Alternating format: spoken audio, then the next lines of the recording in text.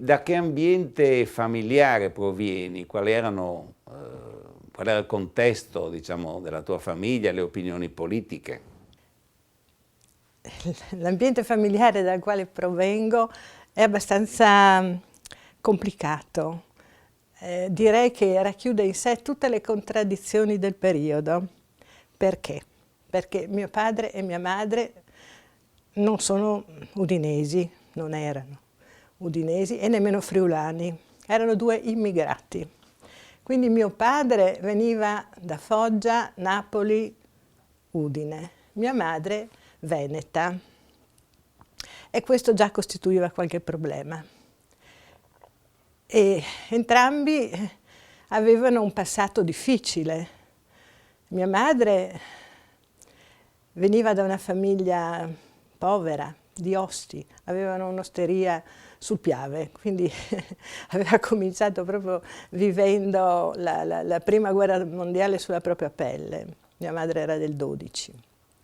Mio padre poi, che era del 6, aveva un passato proprio credo di estrema povertà, perché non so molto di lui, però so che a 9 anni faceva l'elettricista. E poi, in qualche modo, non so come, era finito nell'esercito, era della finanza, e nel tempo era arrivato fino qui, dove aveva conosciuto mia madre, che aveva un negozio di scarpe, possedeva, cioè era la proprietaria, il che quando sono diventata un po' più grande mi ha stupito, perché non capivo come avesse potuto. Dopo ho capito perché lei era commessa in un negozio di scarpe di ebrei e quindi col 1938 questi avevano dovuto liberarsi di alcune loro proprietà, o se non di tutte, e siccome si fidavano di lei come persona, in qualche modo le avevano ceduto il negozio. E mio padre, quando era andato come finanziere a fare un sopralluogo, aveva conosciuto mia madre e aveva pensato bene di mettersi con lei. Allora, c'era anche questo conflitto tra loro, perché mio padre, pur non essendo proprietario, diciamo, del negozio, in qualche modo si era autoinvestito del potere economico. Quindi mia madre in realtà l'aveva il potere, ma chi lo gestiva poi era sempre mio padre. Contraddizione anche nel linguaggio, perché a mio padre, insomma, premeva la sua origine meridionale, e dobbiamo pensare che in quegli anni, io sono nata nel 41, alla fine del 41, per tutti gli anni 40 essere meridionale a Udine voleva dire essere un terrone, non un italiano, essere un terrone. Quindi questo peso del terrone da un lato dispettiva, dall'altro anche umiliava, e me lo sentivo riverberare addosso anch'io in qualche forma, anche se più moderata, perché comunque io ero nata lì. E l'unica cosa sulla quale andavano d'accordo entrambi era sul destino delle loro due figlie, io la maggiore, mia sorella del 43, la minore. Noi avremmo dovuto continuare a gestire il negozio nella loro testa, quindi sì, naturalmente saremmo andate un po' a scuola, e per il resto avrebbe provveduto o il negozio stesso, o il destino era quello, un matrimonio che ci avrebbe pensato a portare avanti la vita secondo canoni abbastanza precisi. C'è da dire anche che politicamente c'era un ennesimo conflitto, perché mio padre, col suo passato di pochissima scuola, molto lavoro, molto esercito e conoscenze anche limitate all'ambiente militare, perché non erano riusciti a integrarsi pienamente, anzi insomma molto, molto poco, rimaneva con le sue idee di autoritarismo. Sapevo che al referendum aveva votato monarchia. Mia madre invece aveva avuto un padre che era stato podestà nel suo paese, però era un podestà che aveva conosciuto il socialismo e quindi aveva trasmesso a mia madre idee socialiste. Mia madre era nenniana, quindi a casa mia entravano insomma, giornali, ma il Corriere della Sera, che era inviso mio padre, ma entravano anche giornali scandalistici tipo ABC, cose che ci venivano tolte dagli occhi, però mi ricordo che c'erano. Ecco, questo linea così generale l'ambiente nel quale siamo cresciute.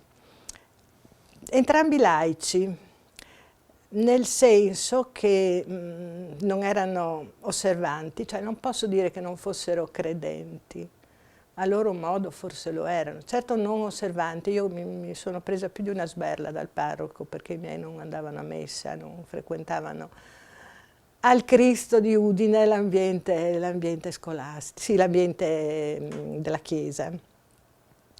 E non solo ho preso qualche sberla, sono stata, quando ero 48, quanto avevo, 6-7 anni, sono stata anche incaricata di mettere santini per le votazioni a favore della democrazia cristiana, con grande scandalo di mia madre. Mio padre andava benissimo, ma mia madre invece si scandalizzò in quell'occasione, tant'è vero che insomma la nostra, dico nostra perché includo anche mia sorella, frequentazione della dottrina, non si chiamava catechismo, si chiamava dottrina, non a caso,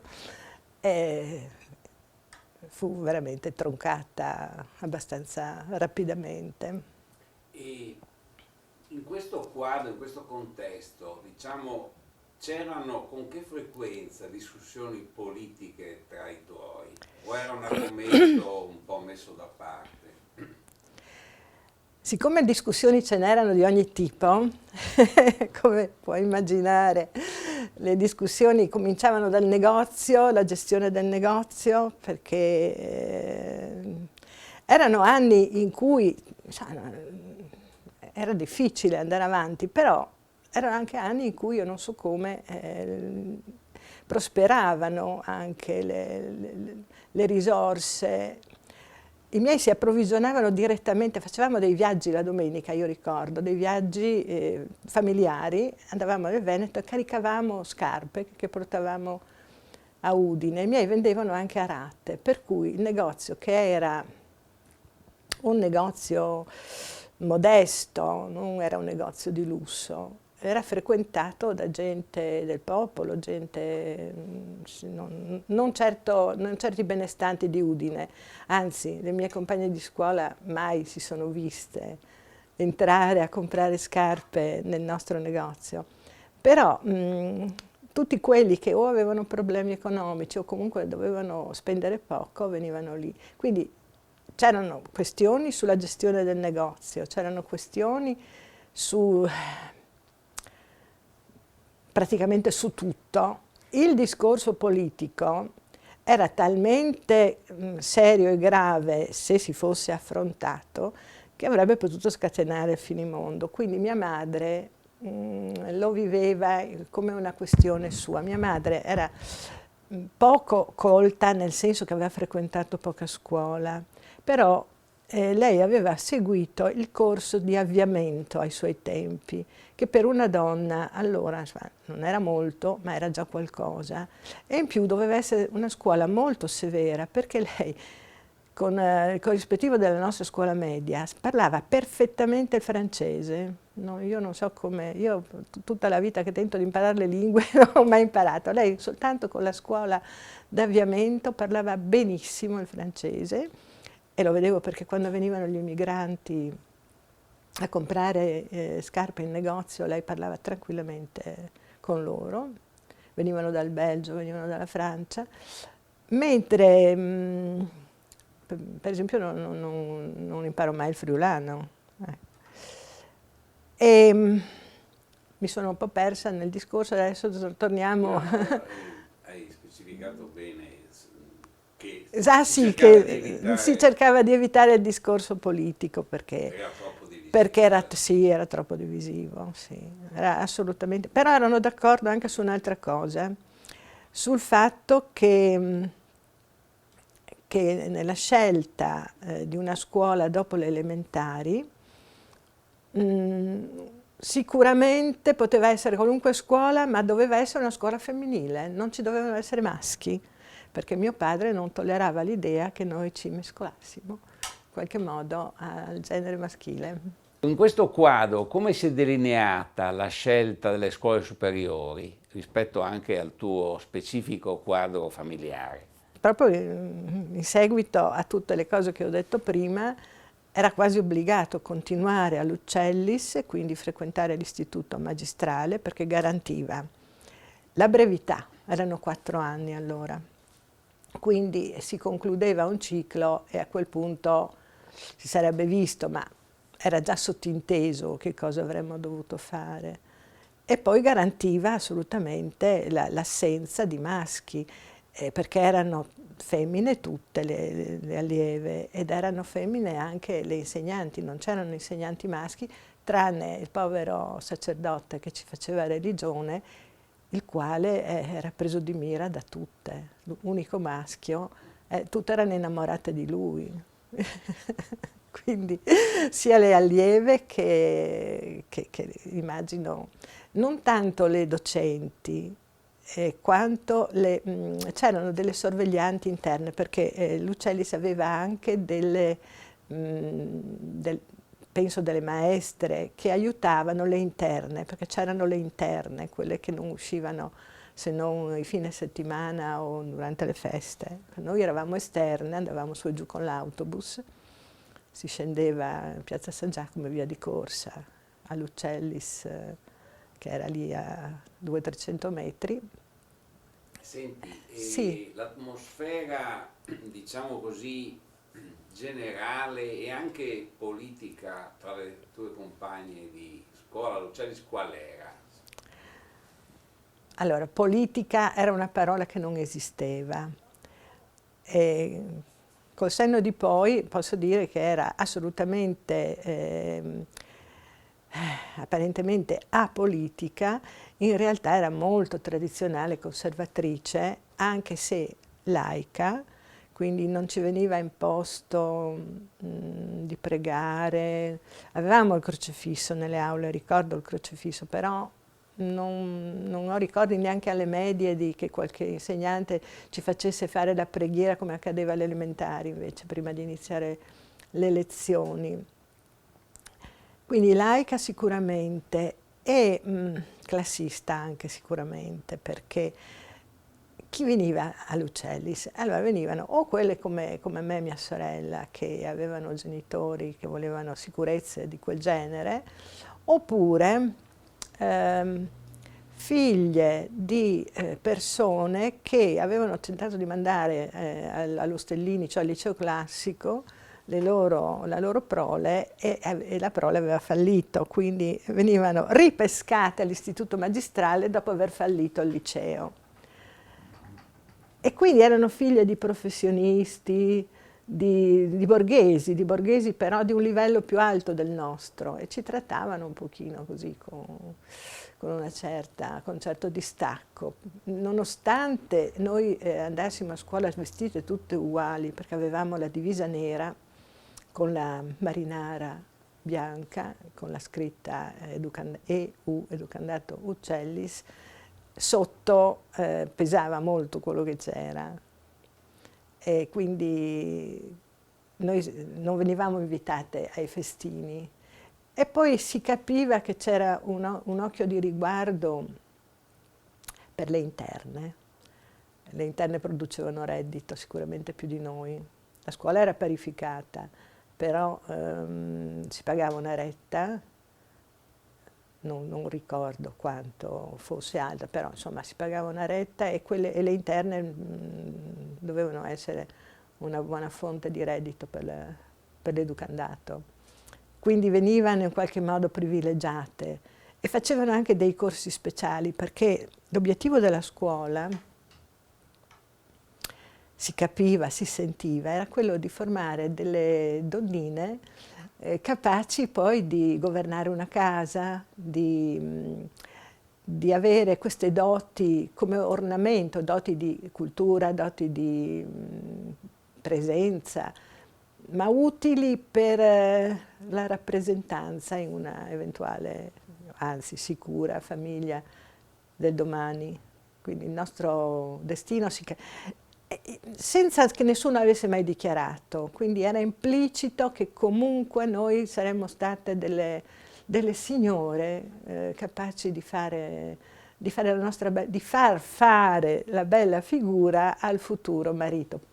Perfino quando c'era educazione fisica noi facevamo danza, cioè ballavamo in coppia, cosa che so che non succedeva nelle altre scuole superiori, perché noi dovevamo saper fare tutto.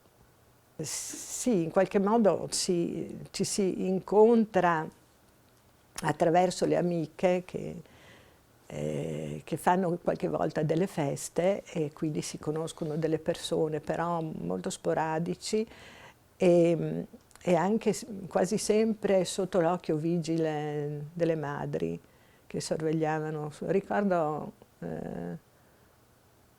una gita a Castelmonte, una gita a piedi, quindi fino al santuario a piedi, con amici, amiche, ma anche con le mamme che vegliavano su di noi. Mentre diciamo, l'adolescenza era stata di rione, di quartiere, quindi sì, non avevamo incontri con i maschi programmati, però nella vita di rione arrivavano i maschi perché abitavano lì e quindi giocavamo. Tra l'altro i miei genitori erano sempre via. Noi eravamo affidate a una signorina, una maestra che veniva a farci fare i compiti il pomeriggio. Però quando questa se ne andava e restava solo la donna di servizio, tra l'altro avevamo anche una donna di servizio che abitava con noi in un primo periodo. Quindi devo dedurre che eravamo anche proprio benestanti. E venivano i maschi a giocare, avevamo un grande orto, venivano a mangiare i piselli, le fragole, a seconda della stagione. E sì, sempre di nascosto, perché mio padre ci avrebbe riempito di botte alla lettera, ma di nascosto alle superiori fino ai 17-18 anni è stato tutto molto molto difficile. Non ricordo di aver partecipato a una manifestazione, se non una manifestazione, ma dovevo essere veramente piccola perché si disse che era stato uno sciopero per Trieste Italiana, in realtà non era stato uno sciopero, ci avevano chiuso la porta e non eravamo riusciti a entrare, quindi la manifestazione per Trieste Italiana, cos'era, 54, quindi avevo 13 anni, ero alle medie, mi avevano letteralmente impedito di entrare.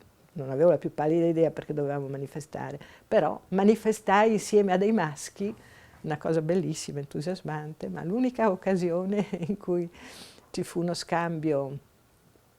Quindi io per tutta l'adolescenza e la prima giovinezza posso dire di aver subito una discriminazione di genere senza saperlo, mentre tutta la seconda parte, non la seconda, la parte mediana, diciamo, della mia vita ho dovuto lentamente prendere consapevolezza di questa discriminazione. Praticamente ci sono stati 10-12 anni di odissea mia. Quasi mi vergogno un po' a raccontarlo perché sembra impossibile che una ragazza che esce con la media dell'8 dalle superiori non venga assecondata nel suo desiderio di studiare. Eppure questo è quello che mi è successo. Quando uscirono i risultati, e io risultai una di quelle che avevano avuto la media più alta, avere la media dell'8, io mi sono diplomata nel 1960, in quel periodo avere la media dell'8 non era tanto semplice, però io ero una secchiona, si direbbe oggi. Io studiavo tantissimo perché mi piaceva, non mi è mai dispiaciuto studiare, quindi lo facevo con piacere, avrei continuato all'infinito a studiare, non volevo neanche crescere, volevo studiare. Ma i miei genitori furono irremovibili, nonostante che i professori della scuola, le professoresse della scuola chiamassero mia madre e le dicessero: guardi, questa ragazza merita di andare avanti. Niente da fare. Era previsto che io entrassi in negozio e tenessi la contabilità, quantomeno, visto che avevo studiato. Io di contabilità non solo non capivo, ma non volevo capirne assolutamente niente. E quindi rimasi 6 mesi e mi ribellavo in continuazione, cercavo 1000 vie d'uscita per trovare il modo di fare quello che desideravo fare, cioè studiare. Non sapevo nemmeno io bene che cosa, ero indecisa tra lingue che mi piacevano moltissimo, però avevo la consapevolezza che mai sarei stata mandata all'estero, quindi non c'era speranza di fare lingue. Quindi potevo ripiegare su magistero, molte mie compagne si erano iscritte a magistero, ma non me lo permettevano. E allora trovai, io senza sapere che era una soluzione definitiva, però insomma provvisoriamente, siccome avevo fatto un corso di dattilografia per tenere appunto la famosa contabilità, cominciai a insegnare dattilografia. Allora c'era l'avviamento, non c'era ancora la scuola unica, no? Che cominciò a funzionare nel 62, quindi io nel 61 e 62 e poi ancora nel 63, 64, 65 fino al 66 insegnai steno e dattilografia negli avviamenti e poi anche nelle scuole pubbliche. E nel frattempo mi ero iscritta all'università perché ormai avevo dei soldi miei guadagnati con le mie prestazioni in steno e dattilografia. Mi ero iscritta all'università a Trieste, a Magistero, che era l'unica cosa che potessi fare, oltre che non lingue. Avrei potuto fare la scuola interpreti a Trieste perché non c'era proprio lingue, ma sapevo che sarebbe stato impossibile. Quindi io sono ritardataria nei confronti degli studi e sono anche molto discontinua perché a Trieste andavo per prendere le firme e per fare gli esami, quindi con uno stress incredibile perché anche lavoravo.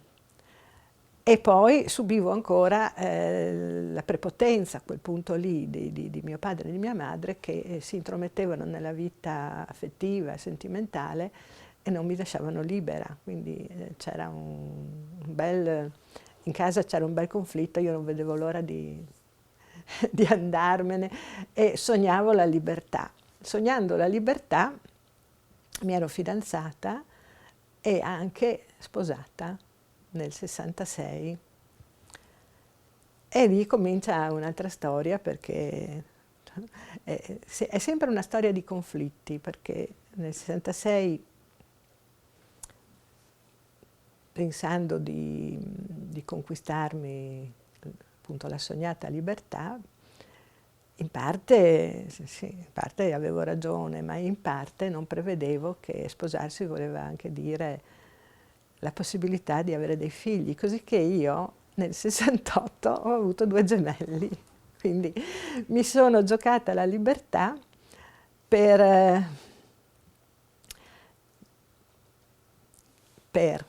perché, diciamolo apertamente, perché non era ancora possibile fare la pubblicità ai contraccettivi allora. Quindi insomma, mi sono ritrovata incinta e madre senza quasi saperlo, nonostante fossi sposata e visto che per tutta quanta la parte precedente della mia vita le parole sesso, le parole corpo erano assolutamente tabù, quindi posso dire di essermi sposata senza sapere niente né di corpo, né di sesso, né tantomeno di maternità.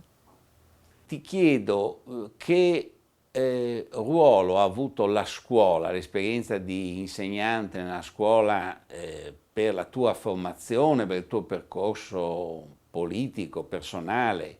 Ma io nel giugno del 68, quindi incinta di 6 mesi, feci il mio esame di latino scritto col professor Tremoli e andai in treno, ovviamente, perché macchine personali non esistevano, andai a Trieste tremando di paura per l'esame e di timore di non poterlo sostenere, perché erano in atto degli scioperi bianchi, che io non sapevo neanche cosa fossero, però mi spiegarono che si trattava di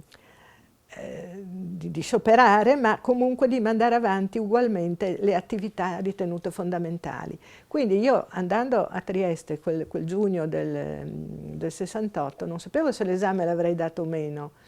Speravo di sì, anche se orecchiando quello che stava accadendo mi sembrava che fosse giusto scioperare, però insomma l'interesse egoistico personale prevaleva, visto che io facevo tanta fatica, a quel punto lì ci tenevo a farlo questo esame e difatti lo feci, quindi lo superai. Però sicuramente per me il 68 come numero 68 ha scarso significato, mentre se intendiamo il 68 come un periodo che copre una serie di anni, ha un significato fondamentale nella mia vita, perché veramente passo passo ho smontato tutta l'esistenza precedente e con l'aiuto della scuola, sia dell'università indirettamente, ma poi con l'attività che l'università mi ha portato poi a fare, cioè l'insegnamento,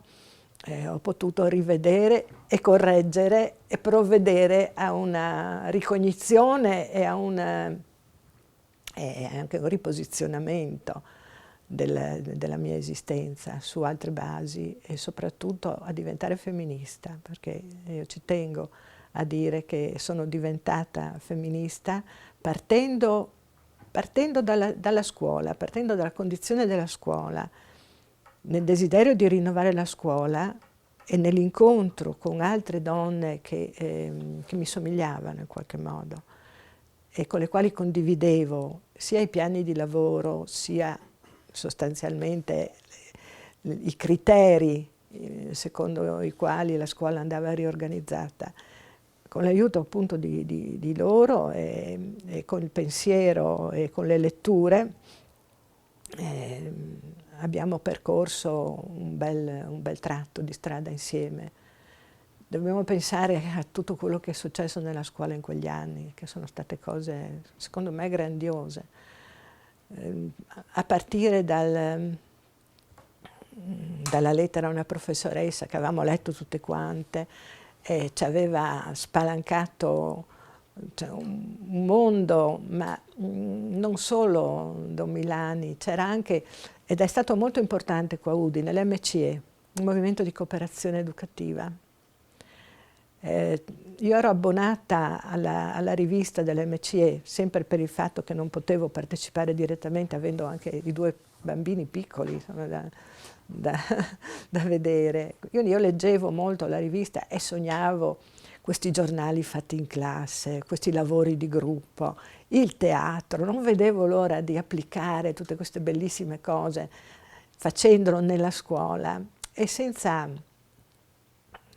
immaginare quali ostacoli poi avremmo incontrato nel tentativo di farlo. Non sempre ostacoli, abbiamo anche incontrato presidi e persone che ci hanno aiutate, però la base della scuola era rigida, era contraria, non parliamo poi di quando vennero i decreti delegati nel 74, che promettevano appunto di poter realizzare tutto quello che noi avremmo voluto. E invece ci si scontrava con una realtà che si teneva attaccata al passato, alla grammatica intesa in senso proprio analitico, all'ostilità nei confronti del corpo, per esempio. Io amavo fare animazione teatrale e quindi si metteva in gioco il corpo. Un'ora alla settimana andavamo, non ci davano la palestra, però insomma andavamo in un'aula, qualunque aula libera, ci rotolavamo per terra, facevamo i movimenti improvvisati, e questo serviva a sbloccare anche i ragazzi e a portarli a avvicinare a una dimensione più ludica, avvicinarli al sapere in una forma che fosse più accettabile per loro, più spontanea. Ma certi presidi mi facevano delle prediche tremende, sottintendevano minacce di qualche provvedimento nei miei confronti, ma insomma io sapevo che stavo seguendo una linea non inventata da me o assolutamente inconcepibile, era una linea precisa di coinvolgimento totale degli alunni in vista di un apprendimento interessato e partecipe. Io sapevo che ero nel giusto e questo aiutava loro, ma aiutava anche a me a crescere contemporaneamente. Quindi tutti quegli anni lì si sono svolti sotto questa insegna e naturalmente con le amiche con le quali si condividevano queste idee e queste pratiche si creava anche un tipo di rapporto che sfociava in quella che è stata chiamata l'autocoscienza. Questi incontri di autocoscienza, nei quali gruppetti piccoli, di sole donne ovviamente, i maschi sono sempre state immagini, ma era un principio consapevole, perché la presenza di un maschio genera sempre disturbo. Intanto perché i maschi vogliono sempre avere l'ultima parola e la sanno sempre più lunga di noi, e poi perché inevitabilmente compromettevano la spontaneità delle nostre parole. Quindi incontri di sole donne nelle quali si cominciava parlando di scuola, di problematiche così relative alla didattica, alla pedagogia, e poi si finiva per parlare di affari privati, che sembrava quasi un delitto, una perdita di tempo. E per capire invece che era esattamente la messa in pratica del privato e pubblico, ce n'è voluto di tempo, ma alla fine abbiamo capito che i problemi nostri, di ciascuna di noi, erano effettivamente i problemi di tutti, e che se qualcuna era costretta a venire a scuola portandosi dietro i bambini piccoli e lasciandoli magari in sala insegnanti mentre lei andava a fare lezione, non era colpa sua perché era una incapace di gestirsi, era perché non c'era un contesto sociale, un contesto organizzato a favore di chi i figli doveva. E poi chissà mai perché non ho mai visto un collega maschio che si portasse dietro un figlio. Ho sempre visto colleghe disperate che non avevano una nonna, una mamma, una zia o non avevano i soldi per una babysitter, che arrivavano col bambino o la bambina con qualche giochetto o qualche libretto e li lasciavano 1 ora, 2 ore in portineria o in sala insegnanti. Ma i miei genitori dopo il matrimonio sono stati messi da parte, ma non tanto da parte mia. Loro mi avevano consegnata al marito, non era più faccenda loro, non li riguardava più, potevo fare quello che volevo, ormai ero emancipata secondo loro. Mio marito, devo parlare di lui con una certa circospezione, perché al 79 noi abbiamo divorziato, no, ci siamo separati, nell'81 abbiamo divorziato, quindi la cosa appunto ha portato la mia trasformazione, ma contemporaneamente vorrei dire anche la sua trasformazione, perché il 68 ha trasformato anche lui.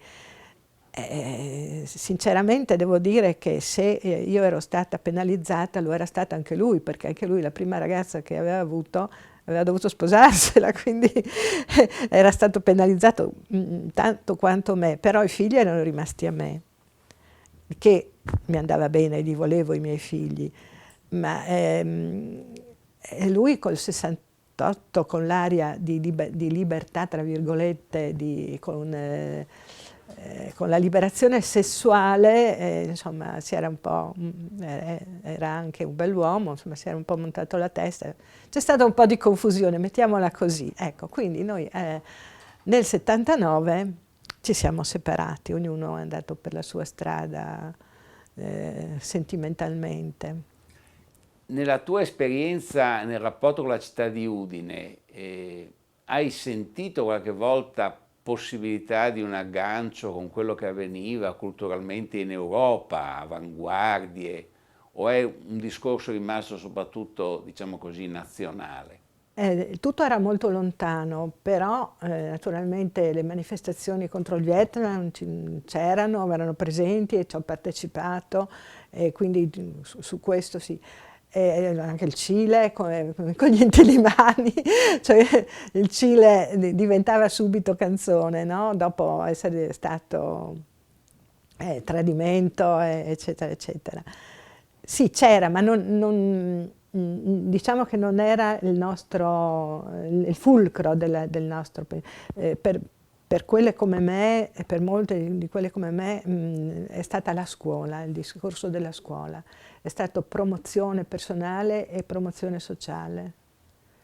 E quindi, diciamo, la parte centrale della mia vita, quindi i miei 30, i miei primi 30-40 anni, li ho passati costruendomi insomma, questa consapevolezza.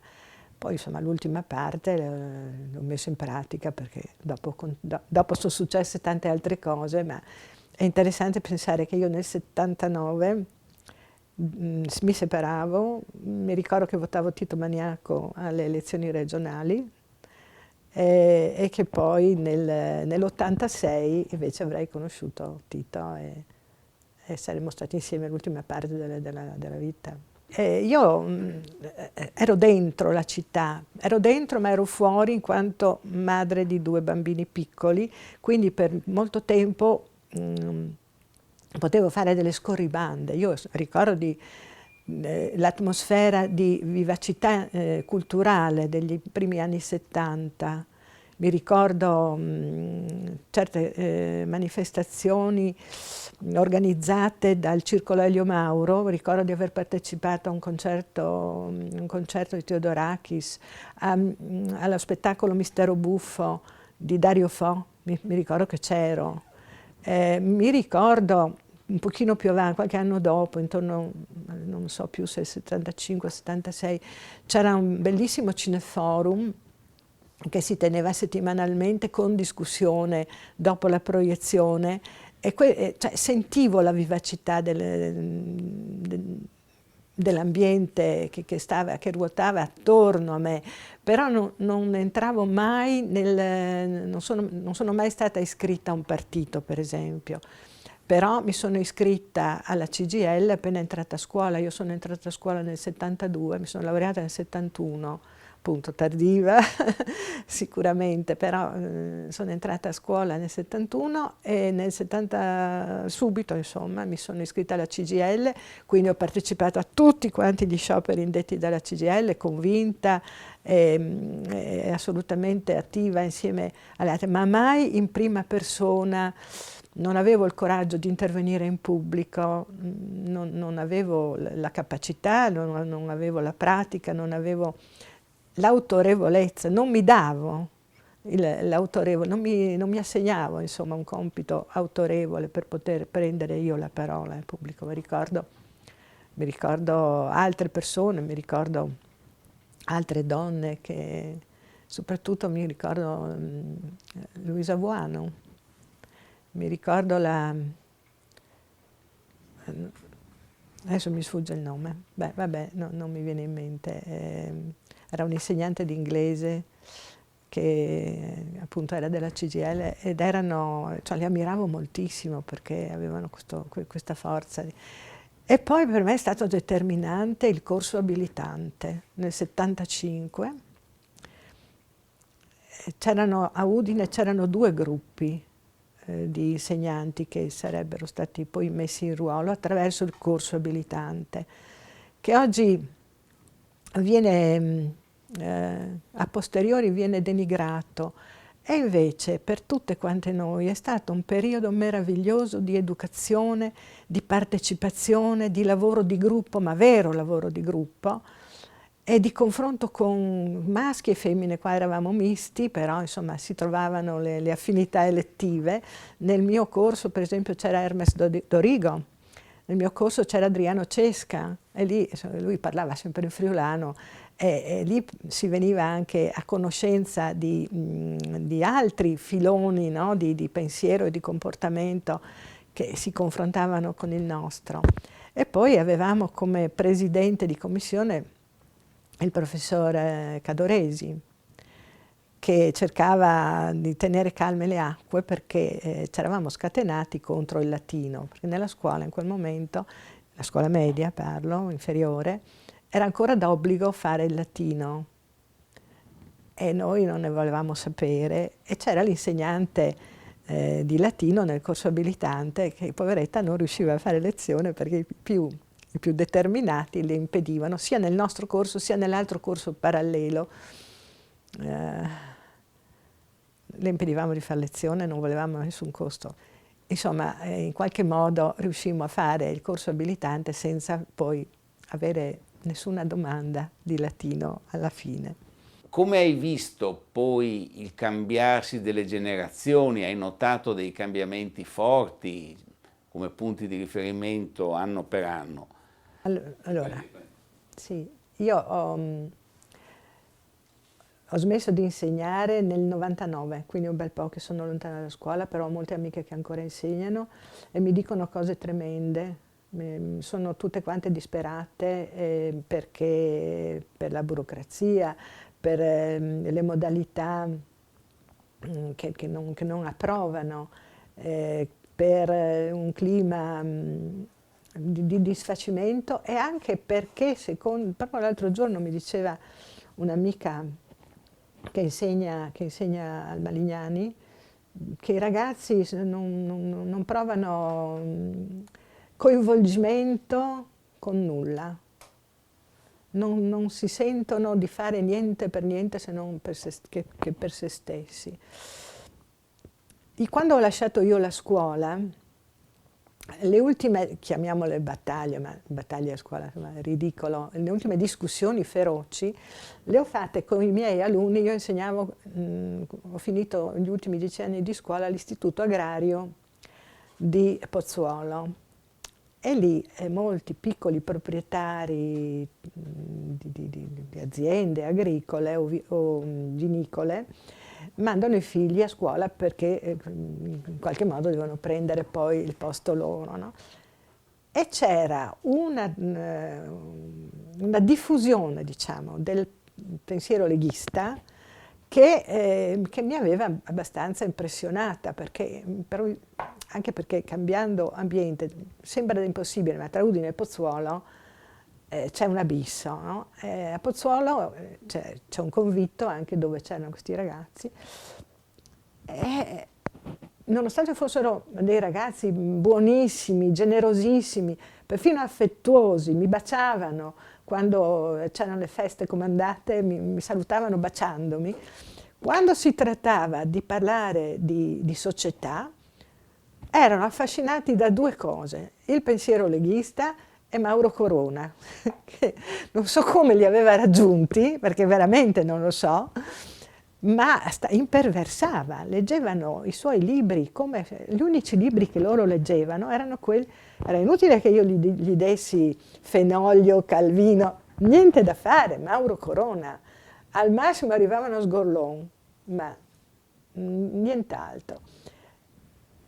Quando si discuteva di società, loro vedevano il friulano, pensavano che i friulani fossero il top di tutto, dell'intelligenza, della capacità, dell'onestà. Non volevano sentir parlare di immigrazione, allora non era così, l'impatto era meno forte, ma già allora erano segnatissimi. E prendevano vagamente in giro perfino certi insegnanti meridionali che noi avevamo, certi miei colleghi che avevamo lì nell'istituto. Per me è stata una stagione straordinaria di slancio di attività, di presa di consapevolezza. Abbiamo smontato il mondo e poi si trattava di rimontarlo. Ecco, lì rimontarlo significava avere molta perseveranza. Io credo che questa perseveranza sia venuta un po' meno, perché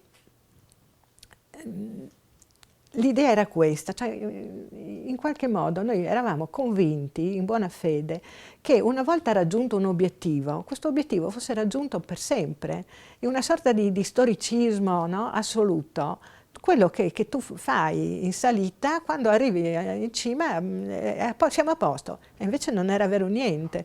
Questo abbiamo dovuto capire purtroppo sulla nostra pelle, che quello che si era raggiunto andava mantenuto, presidiato, in qualche modo andava presidiato. Io credo che abbiamo presidiato poco, perché a ogni legge che abbiamo ottenuto, e io penso alle leggi sul divorzio, le leggi sull'aborto, alle leggi sui consultori, alle leggi anche quelle sui manicomi, le leggi Basaglia, insomma su qualsiasi cosa si raggiungesse, poi la realizzazione, la messa in opera, la messa in pratica di questa legge non c'è stata. Quindi il giudizio su quello che è stato fatto nel 68 secondo me è validissimo tuttora, cioè io penso ancora che i principi sui quali ci siamo mossi siano validi, solo è mancata un'attuazione concreta per volontà di chi è tutto da stabilire, per cui a questo poi si è aggiunto anche un altro fatto, che tutto quello che c'è stato di buono si riesce a strumentalmente a leggerlo alla rovescia. Faccio un esempio, l'anti-autoritarismo. No?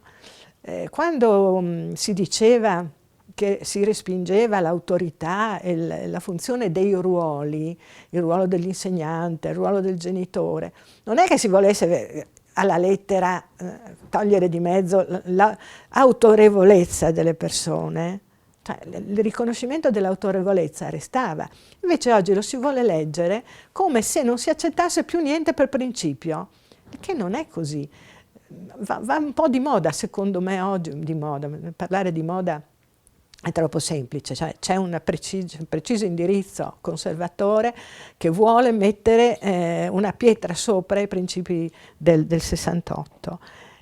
Nella scuola oggi, io ho un nipote che frequenta le elementari, si è tornati a prima del 68. Io ho fatto un esercizio di analisi grammaticale di pagine e pagine che mi sono sembrate allucinanti pochi giorni fa e non capisco. Ho parlato con mio nipote, ma lavorate in gruppo? Siccome gli dicono che socializza poco, io ho chiesto una cosa che mi sembra molto ovvia, ma lavorate in gruppo? Cosa vuol dire? Mi ha detto. Io sono rimasta senza parole perché lui non sa cosa vuol dire. Una cosa così normale come era quella che facevamo quotidianamente. Quindi non so come si possa oggi parlare male del 68 in buona fede. Cioè si può parlare male, lo si fa, anzi il 68 è colpa di tutto. Se non c'è, se la figura del padre latita, è colpa del 68 che ha messo in crisi l'autoritarismo, no? Quindi se non funzionano i consultori, se non c'è un appoggio psichiatrico per chi è in difficoltà, è colpa del 68 che ha liberato i matti. È tutta colpa del 68. Io lo vedo strumentale tutto questo. E le domande finali sono quelle topiche, no? Che possono anche essere sganciate dal 68. Un libro, un film, una canzone. Più che film, canzoni sempre, ma non una canzone, tante canzoni hanno accompagnato la nostra vita, ma la cosa divertente è che noi accettavamo e cantavamo direttamente noi tutto, cantavamo da Bella Ciao a alle canzoni partigiane, alle canzoni della Mala, a Mina Celentano. Accoglievamo tutto quanto nello stesso calderone, almeno diciamo negli ambienti che frequentavo io.